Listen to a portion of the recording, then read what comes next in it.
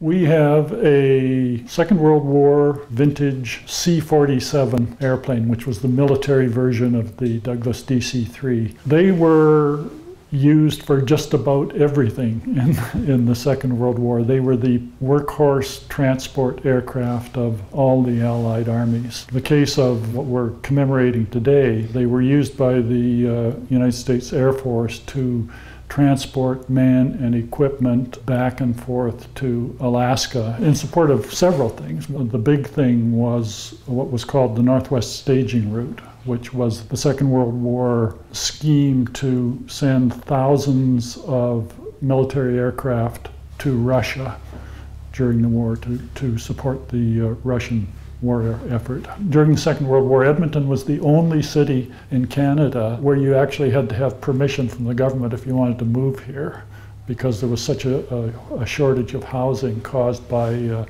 the influx of thousands of Canadian and American servicemen. So there were 5,000 World War II fighters, top-of-the-line fighters called Air Cobras.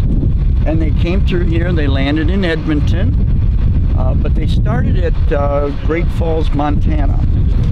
So I have landed on all of the Al-Sib runways, including 6 of them in Russia. So when the wall came down, I started to fly across the Bering Sea in 1991 to open up that country. I'm flying Bibles, because there were no Bibles, there were no churches, and they still thought that they were communists and atheists, but they really weren't.